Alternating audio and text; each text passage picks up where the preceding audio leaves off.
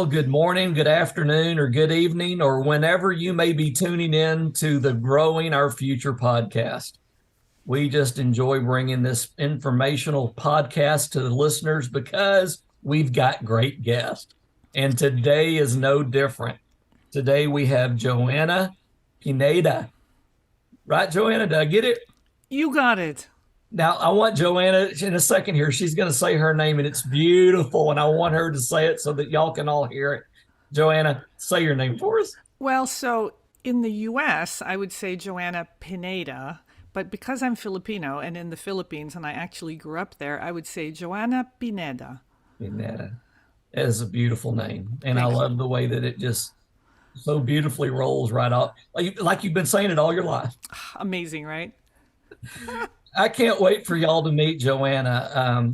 We discovered, or she discovered me, or I discovered her I on discovered LinkedIn. you. And all of a sudden, we started this communication.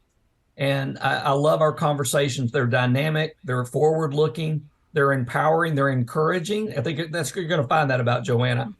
Before we started today, I told her if I ever get to feeling bad about myself, I'm just going to pick up the phone and call Joanna, and Please I'll, do. I'll feel better about myself.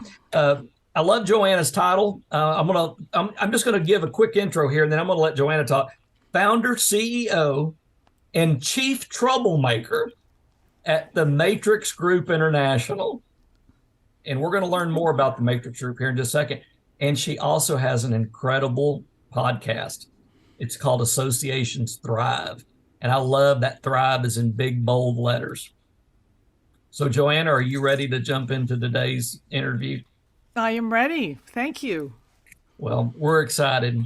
Joanna, one of the things that we're trying to do through the Growing Our Future podcast is we believe, sort of like what Abraham Lincoln once said.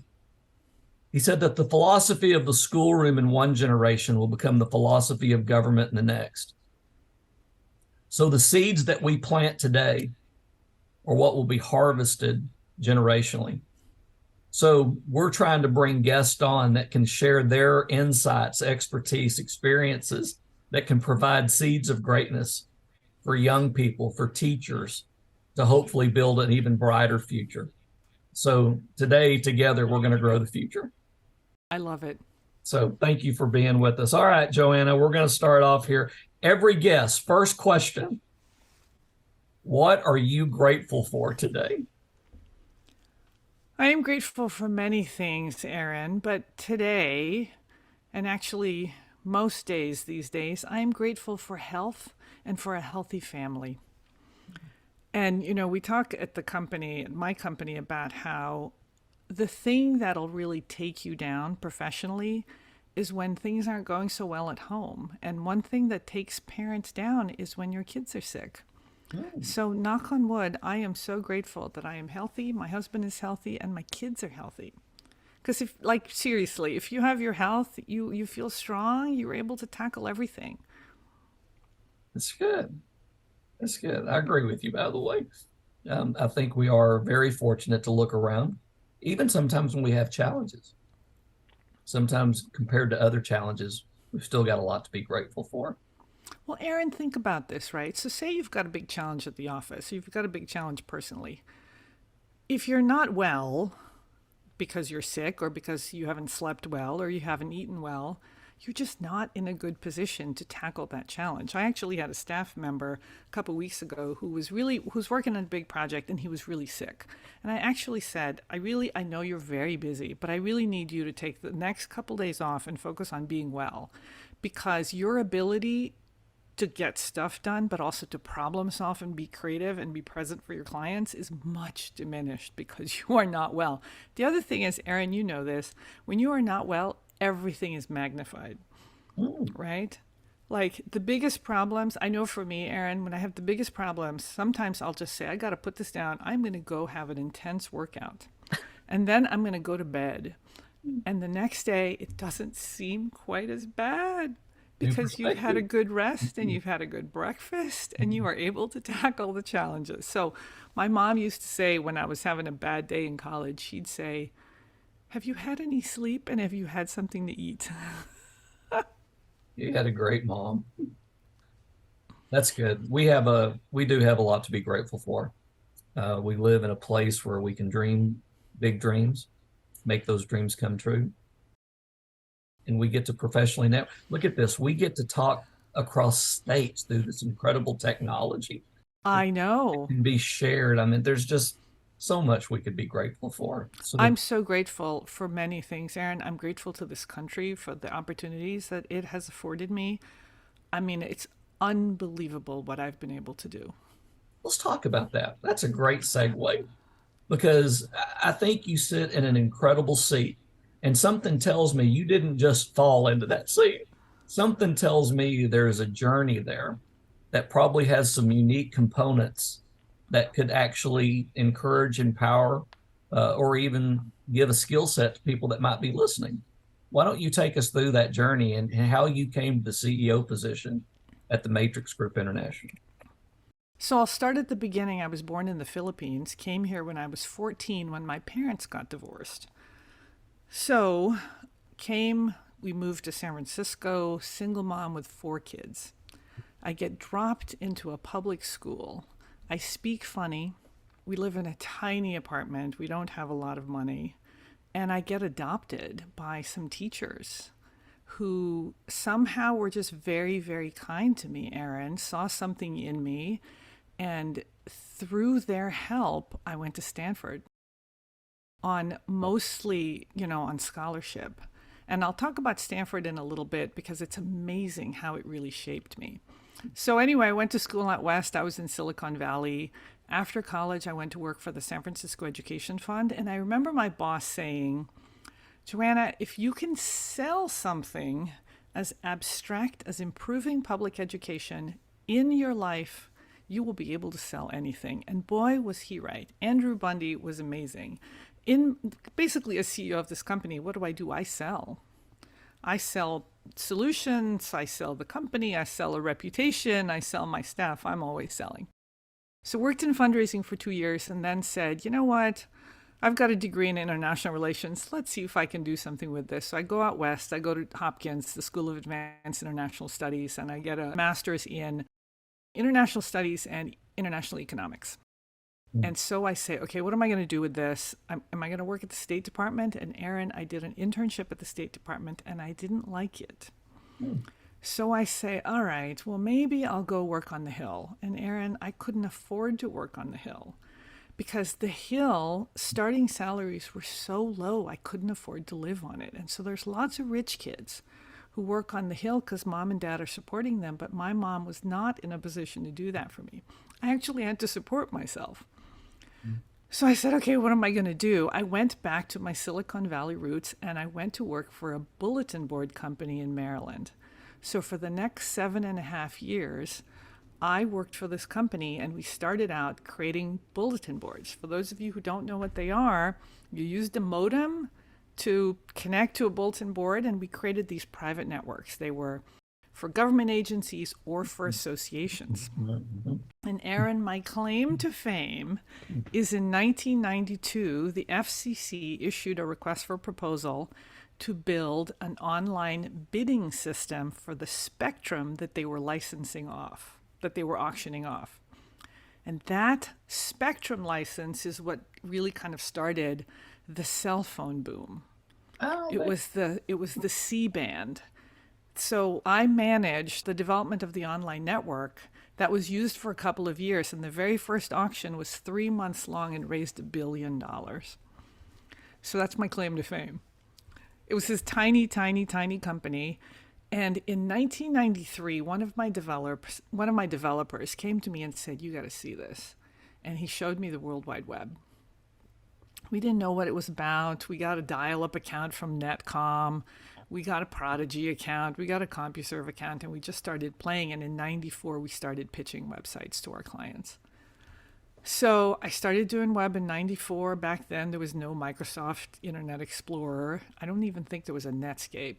But we just started piecing things together and then, obviously developing skills. And then in 99, I left the company and started Matrix Group. So I've been in business on my own since 1999. And what we do today is we work mostly with associations and nonprofits, and we use internet technologies, web, mobile, social.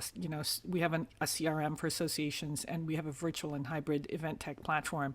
But what we do is we help associations and nonprofits increase membership, increase revenue, and increase engagement. So we're like your digital partner to help you succeed online. So if somebody says, really what I want to do is increase membership and, increase my membership retention, or I want to make a bunch of extra money, because then that's how we'll, thrive as an organization. So that's what we do. So, and Aaron, you said, what's the key to your journey? There's two experiences that might be relevant for your students. Okay. So one is, just by luck, I've never held a job that somebody had before me. Ooh, that's good. Isn't that fascinating? So Good. when I went to work for the San Francisco Education Fund, and sure, I worked at the bakery. Someone had that job, right? But that was in high school, and I worked at the shoe store. But when I finished college and I worked for the San Francisco Education Fund, the job I had was new. And then I moved into another job that was new. So nobody had those jobs.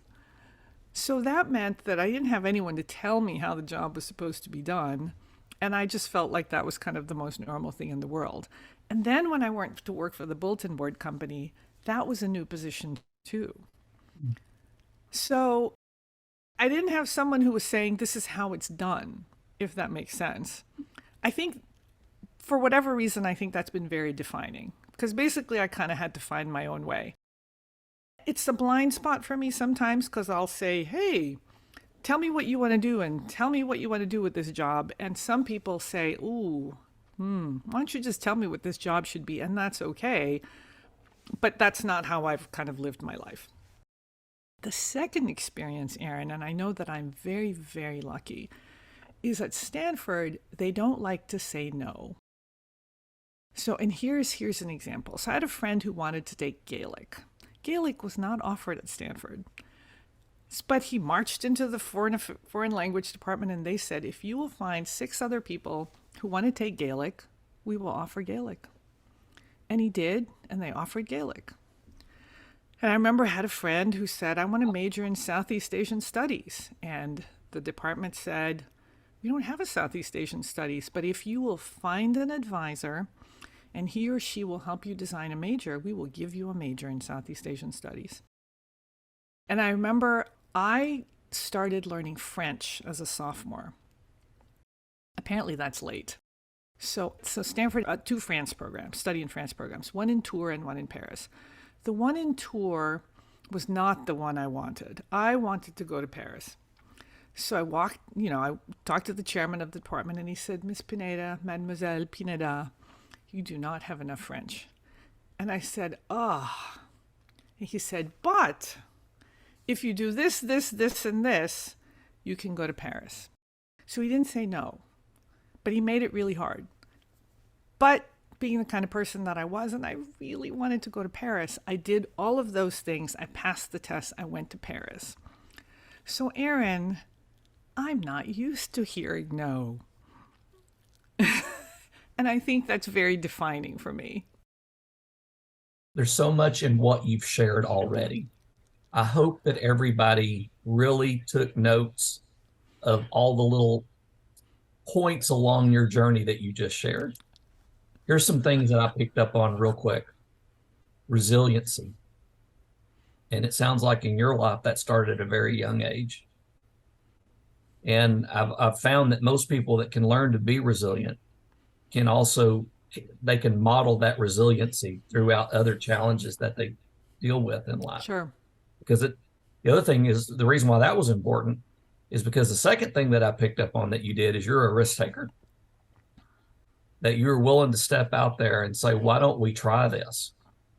Well, I'm sure not everything worked out every time you tried it. Absolutely not. So something tells me that when we take risk, we also have to be prepared to be resilient in the face that it may not always go the way we want it to. But it doesn't mean we quit taking risk. Yes. But you know what, Aaron? People say to me sometimes, they'll say, oh, you should take risks. You shouldn't be afraid to fail.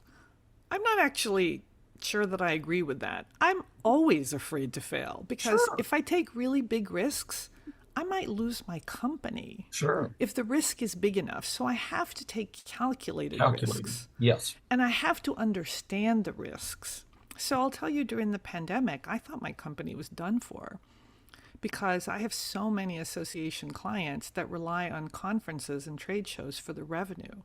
And if, 50%, 60%, 30%, or 90% of the revenue just vanished, then they weren't going to have any money to work on projects with me, which meant I wasn't going to have any revenue. So it was terrifying, that those first 6 months. And so I said, we have to take some risks, Mm. because to just pray that everything will be okay means that people are going to lose their jobs and I'm going to lose my company. So we took some bigger risks then because we had a lot more to lose.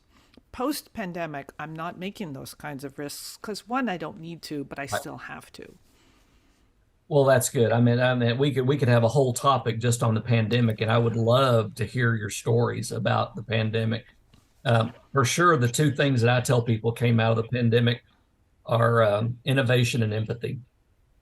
Everybody came out of that empathetic because we all went through it. Yes, And then those that thrived were those that found innovation. But the other absolutely. the other thing along your path that I picked up on that you're tenacious. Yes, I'm definitely tenacious. That when you see something and you begin to pursue it, that you're very persistent in and the reason that's important is I think there's two things that we can all take away from the jobs that we do. Number one, consistency creates credibility, and persistence breaks resistance. Absolutely. And when I listen to your career path, those things really jump out at me when I think of the seat that you're in today. And something else here that I want to really hone in on that I appreciate that you said early on in your journey. I had a guest on the other day and he said, listening is not just what you hear through your ears, it's also paying attention to what you see. And it sounds like to me, you really had a niche for spotting trends quickly.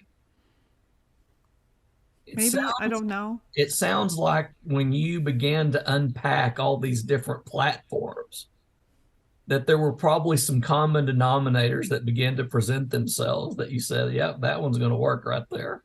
This one over here is going to work. Yeah, maybe. I'll tell you, the one thing that I know I am is I'm not the smartest person in the room, but I'm probably the most curious.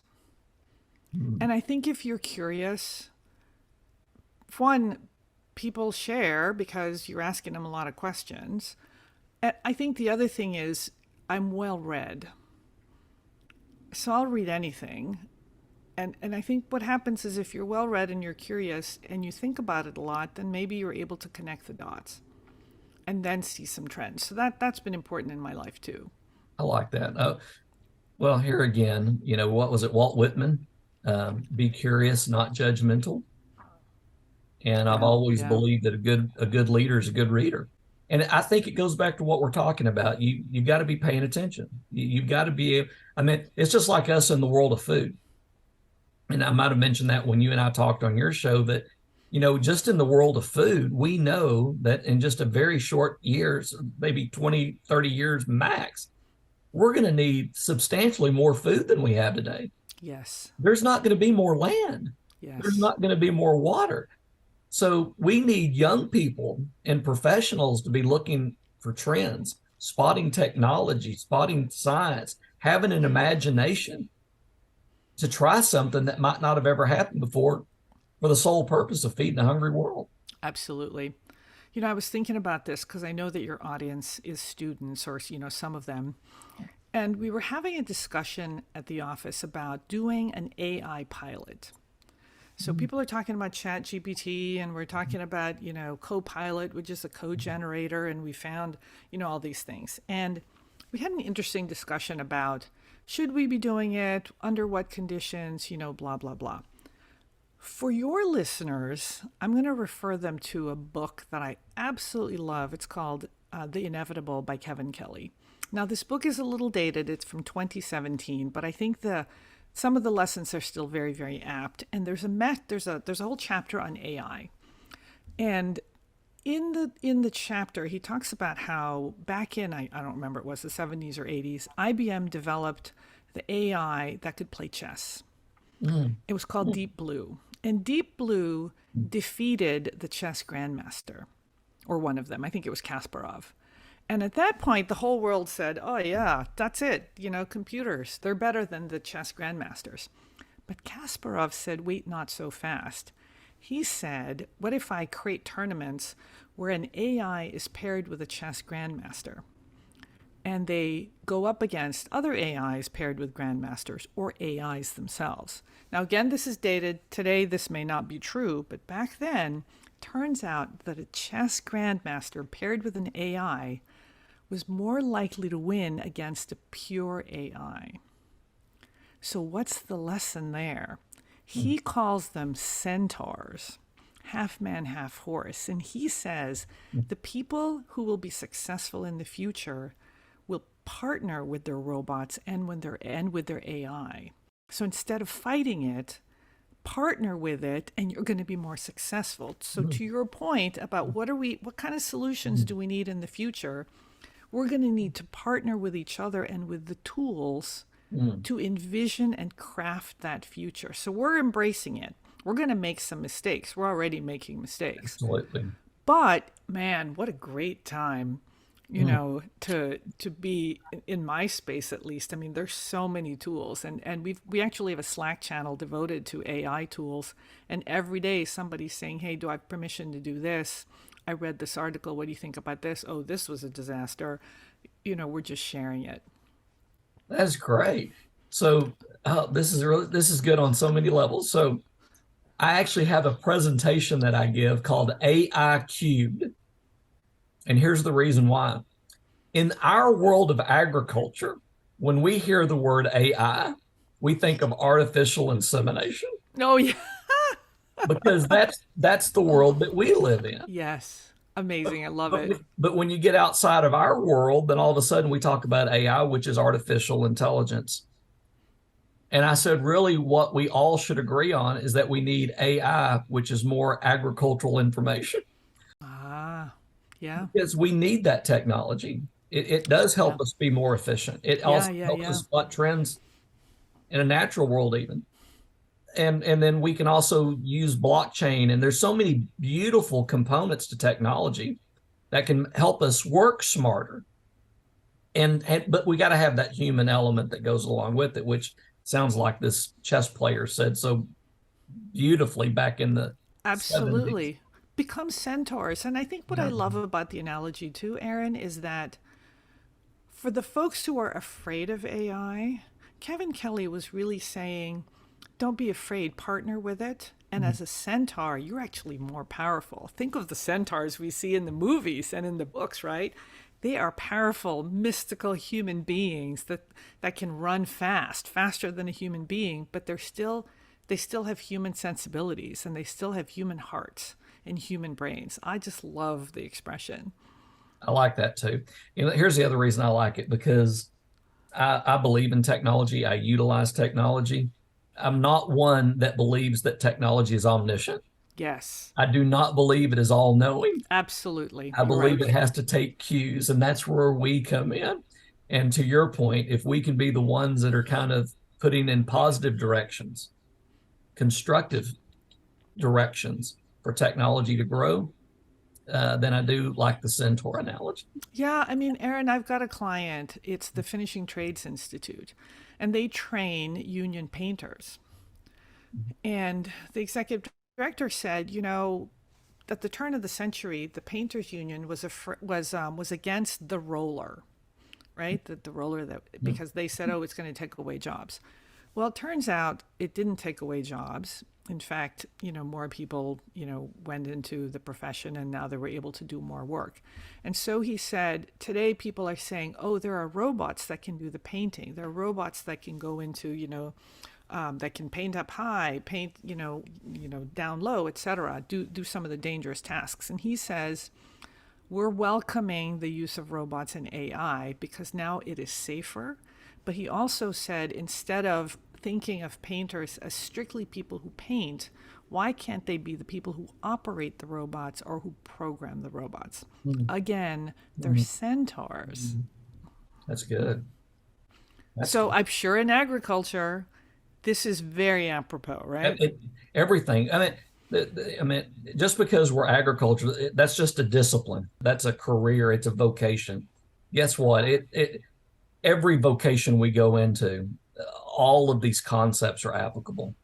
It's just some people are smart enough to spot them, look Yeah. for opportunities, and others, what's the old saying? Some people watch things happen, some people make things happen, some people wonder what happened. Yes. So, to your point, we want our young people to be the ones that are trying to make things happen Yes. because Yes. they're paying attention, which kind of leads me into what I'd like to talk about next. One of the things that we talk about with our students here, our state's obviously a big state. There are over 3,000 high schools in the state of Texas. Now think about that, 3,000 high schools. Every one of them are going to have a graduating class this year. Every one of them. Kids are going to get out. They're going to be looking for a job, scholarship, or an opportunity. Everyone's going to have a valedictorian. And so the question is, what's your competitive edge? What Mm. separates you from your peers? I believe that a competitive edge is essential for young people to get out and to compete for their opportunities. In the world and all the guests that you've encountered, I mean, you've got a great spectrum of insights. You deal with associations. How important is it for young people to try to find a competitive edge, hone a competitive edge, and what might be some skills that you would share Yeah. with them to do that? A competitive edge is unbelievably important. Every time I post a job, I get 100 resumes. So, how do I pick through those 100 resumes and pick the 10 to interview?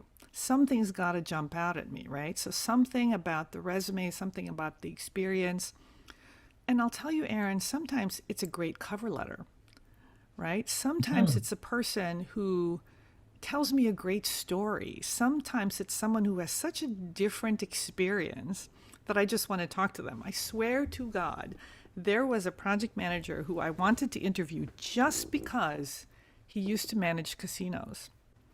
I had never met anyone who managed casinos. So I said, let's bring him in because I would love to talk to someone who manages casinos. I hired him because he was so amazing. He had all these problem solving skills that I thought would just be amazing at Hmm. Matrix Group, and I was right. Hmm. Um, Hmm. so the edge comes from so many different areas. And I think the one thing that I would tell students is sometimes your competitive edge might be your curiosity. That when you go into that interview, Yep. you're just so curious and you've done your research and you're articulate. That's your edge, and you stood out during the interview. Your competitive edge might be the fact that you wanted to work at a specific job and you researched that company and you figured out who in your acquaintances, who in your network, and who in your parents' network, and who in your uncle's network and aunt's network knows someone at that job, and you took advantage of that. Hmm. Your competitive edge might be for young people who don't have a ton of experience, it could be an amazing cover letter.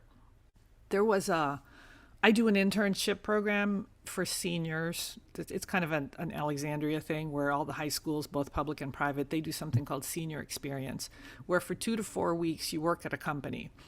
And I get a lot of cover letters, and these seniors, none of them have any experience, but the ones that kind of show that they visited my website and have at least a little bit of interest in what I do and connect their interest to my work, then they're going to be picked. There was a kid who said, really interested, looked at your website, and he said, to tell you the truth, computer science was the only class my senior year where I didn't mind that I had so much homework.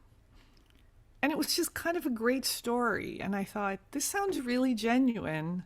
So I picked them. So those are different types of competitive edges. But Aaron, I'm going to recommend another book because I'm a reader. That's fine. It's a book called So Good They Can't Ignore You by Cal Newport. He's a Georgetown professor, and he basically says that in your life, if you want a rare and valuable job, you need to have rare and valuable skills. Oh, that's great. Isn't that great? That's And great. Yeah. And he says, if you want the job that's interesting, that pays well, that gives you flexibility, gives you a lot of vacation, gives you great benefits, you have to have corresponding something special so that they will give you that. So I'll tell you a story. There's a woman in my office who's so amazing that when she came to me and said, I would like to work from home and work part time, I basically said to myself, Joanna, you will take half time of Tanya over no Tanya. I will do whatever she wants so that I can have some of her. She is that rare and valuable person, right? And so I give her a rare and valuable job with rare and valuable benefits and flexibility, right?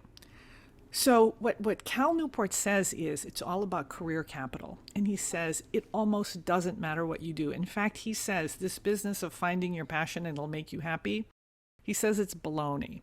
Because finding your passion doesn't automatically suddenly give you the skills and the experience to have that great job. What you need is to build up career capital.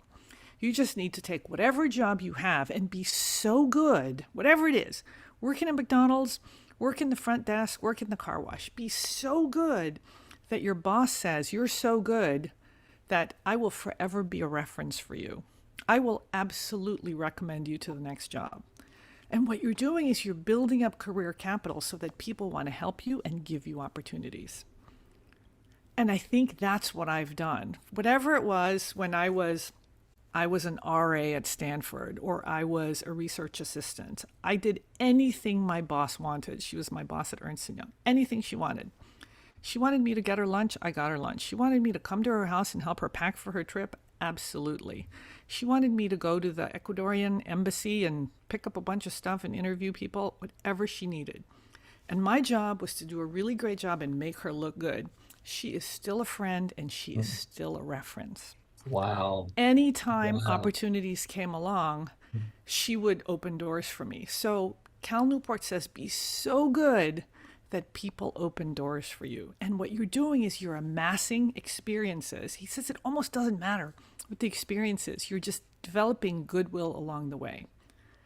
He says, forget passion. Whatever you're doing, be great at it, and Oh. opportunities will come. It's a great book. There's a whole lot more to the book about how do you build a career and how do you make sure you get stuck in a dead end job. But I really recommend it, and I recommend every high school and college student to read it or listen to it. This is why I bring this right here is why we bring guests on because there are so much insight that we gain.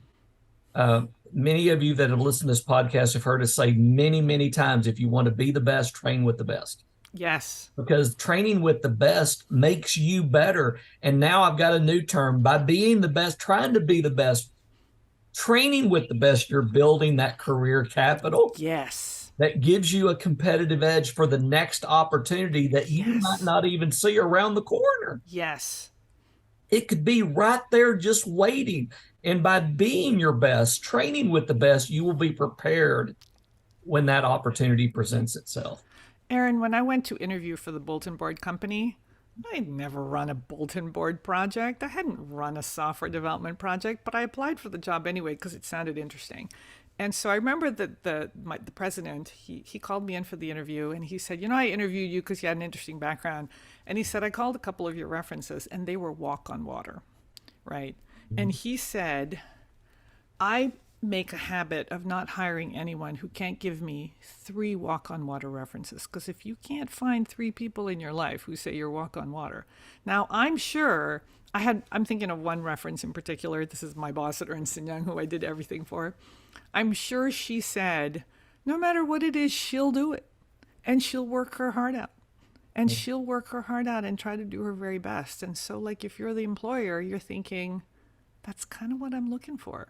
And notice that in none of my experiences was it about being smart. Well, there's a lot. Again, Joanna, you got so many incredible traits that I hope our audience is listening to. Thank you. Hard work, a capacity to want to do a good job. Yes. You're sharing books. I'll share one. One of my favorite books is Unstoppable by Dave Anderson. Oh, I've read it. It's great. Talks about the mindsets right there. Yes. The caretakers, the box checkers. You wouldn't get those walk on water testimonials if you were a caretaker. Yes. You got those because you were a game changer. You picked those up because your competitive edge stood you out. But Aaron, I was a lowly research assistant. I wasn't changing the world as a research assistant. I was just really reliable. And I But was a decent writer and all that stuff. But the point is, like, I was what she needed and I worked hard. Do you know what I mean? Like, if she said go to the Ecuadorian embassy and get some stats and do a write up, I did it on time. I made sure that it was proofed and edited. So I did a great job for her. But it wasn't like some amazing skill that I had. And I'm sure that over time you develop the skills. But when you don't have a lot of experience, what you can control is your attitude, your ethic, and then eventually you develop the skills. and that right there is how you wrap up a podcast. That was the perfect way to wrap this whole discussion up and say, keep learning, keep building, keep striving. And guess what? Was it who was it? That was it Ben Hogan that said the more I, golfer, the famous golfer, he said, the more I play, the luckier I get. Yeah. The harder you work, the luckier you get. It's the same thing in life. And if you're willing to put in the work and the effort, guess what? You might just grow an incredible opportunity. All right, Joanne, thank you so much for being with us today. Now, I got to tell you, all guests get a fun question, so you're no different. You Uh get oh. a fun question at the end. And what we would like to know is what is the best concert you've ever been to? Prince. Prince. Oh, God. Prince was coming to San Francisco. Actually, he was coming to Oakland. Yeah. And God, I am dating myself, but this is before Ticketmaster and online purchases of ticket sales. I went to Tower Records like early in the morning and I was standing in line and there were three people in front of me and I heard them say, "Yeah, we got a few tickets left," and they're way in the rafters. And then I'm two people, in front of me and they said, "Oh, they just opened another day." And when I got to the front of the line, I said, I don't care how much it costs. Get me the best tickets you can get me. I got 3 tickets for me and two friends, and it was the best concert I've ever seen in my life. Prince was an unbelievable performer and entertainer, and he really cared about his audience. Unbelievable concert. Wow, that is a great story. I got to tell you, my wife and I were in Las Vegas the night that Prince passed away. Ah, And we went down to Fremont Street, and that's where it's covered with lights for those yes, who've yes, been yes. there. The whole thing's covered. And it was a complete tribute all night to Prince. The songs, the music, the Purple. the colors, the video, it really shared with the public the scope of his work and his talent. So that I is mean, Prince was the soundtrack to my life, right? um, My high school and my college years, and even later on. And I remember there was a Facebook meme that, I mean, I'm not going to do it justice, but the meme said something like, think of all the planets in the universe and all the time in history, and you got to live in a time when Prince lived. How lucky are you? that's good. That's good. Well, okay. So while we're telling tales, I'm a diehard Bruce Springsteen fan. And So you should be. I've seen The Boss, I think, 7 times, and I absolutely think he's a genius performer, songwriter, everything. But I smiled when you talked about going to Tower Records because I remember he had a new CD that came out. And a lot of people don't even know what a CD is. But I remember I got to the record store at midnight so that I could be one of the first to get the new Bruce Springsteen CD. Absolutely. The things that we do to be a fan. Joanna, I really appreciate you coming on, taking time, your willingness to share with our audience.